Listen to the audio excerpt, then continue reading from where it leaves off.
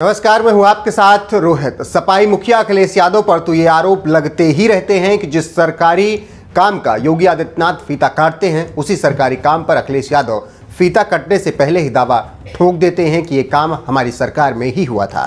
अखिलेश के बाद कांग्रेस नेता राहुल गांधी और असदुद्दीन ओवैसी भी लगता है इसी राह पर चलते हुए नजर आ रहे हैं।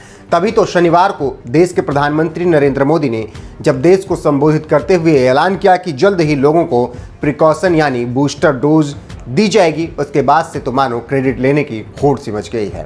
प्रिकॉशन की दृष्टि से सरकार ने निर्णय लिया है कि हेल्थ केयर और फ्रंटलाइन वर्कर्स को वैक्सीन की प्रिकॉशन डोज भी प्रारंभ की जाए।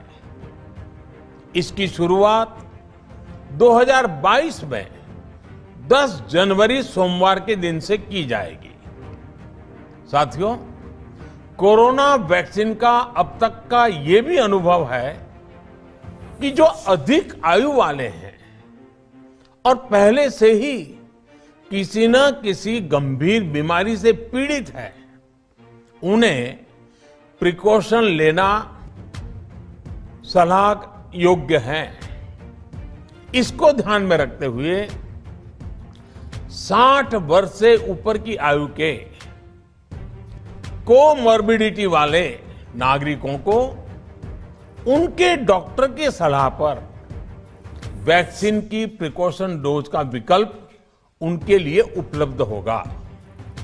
ये भी 10 जनवरी से प्रारंभ होगा। देश के प्रधानमंत्री नरेंद्र मोदी ने जैसे ही यह ऐलान किया कि 10 जनवरी से कोरोना वॉरियर्स यानी हेल्थ केयर और फ्रंटलाइन वर्कर्स को वैक्सीन की बूस्टर डोज दी जाएगी, उनके इस ऐलान के बाद बीजेपी विरोधी पार्टियों में जैसे क्रेडिट लेने की होड़ सी मची हुई है।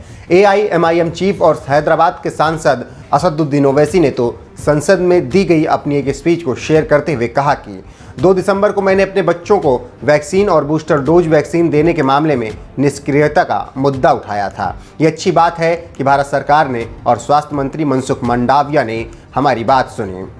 ओवैसी ने जो स्पीच शेयर की, उस स्पीच में उन्होंने क्या कुछ कहा, आइए आपको सुनाते हैं। कि हमने बच्चों को बचाने के लिए क्या तैयारी की आपने? उनको कोई वैक्सीन नहीं है, आपने नहीं किया। बताइए क्या पॉलिसी? आपके पास खामोशी है, सन्नाटा है। सर, हमने अपने हेल्थ वर्कर्स को, डॉक्टर्स को जो सेकेंड डोज दिया, 7 महीने हो गए, आप उनके लिए बूस्टर शॉट देंगे नहीं देंगे? पीडियाट्रिक्स का वार्ड आपने कैसे स्ट्रेंथन किया, बताइए। आज कर्नाटका के जो 2 लोगों को ये नया वेरिएंट हुआ है, क्या सरकार बताएगी कि उनको 2 डोज लग चुके थे? 2 डोज लगे थे उनको, आप छुपा रहे हैं बात को। तो बूस्टर शॉट्स कब देंगे पूरे देश में आप? अभी तक जून में पूरी आबादी को 2 वैक्सीन लगेंगे, तो बूस्टर शॉट आप देंगे नहीं देंगे? हमारे हेल्थ वर्कर्स को सवाल जवाब दे। संसद में ओवैसी ने बूस्टर डोज के साथ ही बच्चों को वैक्सीन देने का मुद्दा भी जोर शोर से उठाया था, जिसके बाद पीएम मोदी ने 25 दिसंबर को राष्ट्र के नाम अपने संबोधन के दौरान बच्चों को भी वैक्सीन लगाए जाने की तारीख का ऐलान कर दिया था। साथियों,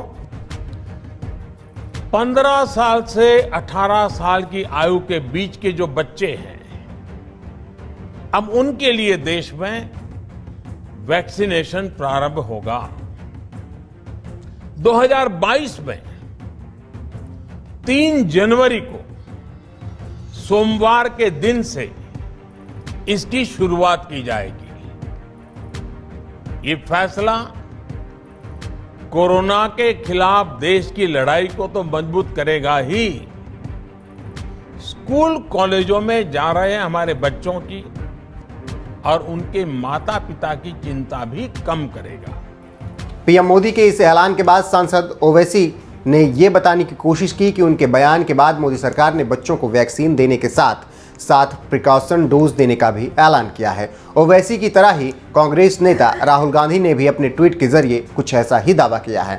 उनके कहने के बाद मोदी सरकार ने बूस्टर डोज का ऐलान किया है। दरअसल राहुल गांधी ने 22 दिसंबर को एक ट्वीट के जरिए सरकार से पूछा था कि हमारे देश के ज़्यादातर लोगों को अभी वैक्सीन नहीं लगी है, ऐसे में सरकार बूस्टर शॉट देना कब शुरू करेगी। इसी ट्वीट को शेयर करते हुए राहुल गांधी ने लिखा, केंद्र सरकार ने बूस्टर डोज का मेरा सुझाव मान लिया, ये एक सही कदम, देश के जन जन तक वैक्सीन और बूस्टर की सुरक्षा पहुंचानी होगी।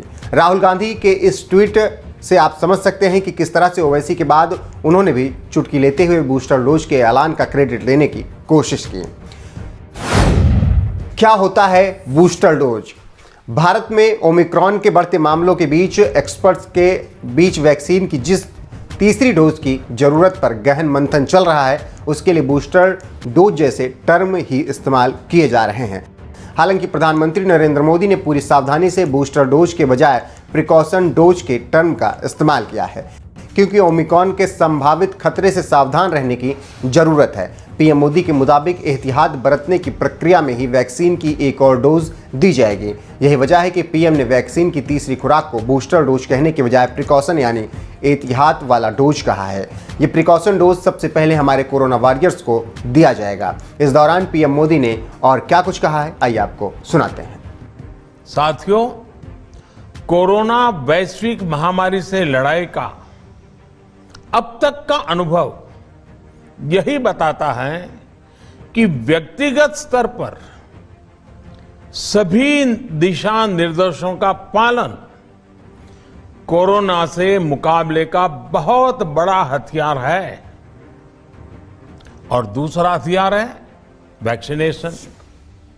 हमारे देश ने भी इस बीमारी की गंभीरता को समझते हुए बहुत पहले वैक्सीन निर्माण पर मिशन मोड में काम करना शुरू कर दिया था। वैक्सीन पर रिसर्च के साथ साथ ही approval processes, supply chain, distribution, training, IT support system, certification पर भी हमने निरंतर काम किया। इन तैयारियों का ही नतीजा था कि भारत ने इस साल 16 जनवरी से अपने नागरिकों को वैक्सीन देना शुरू कर दिया था।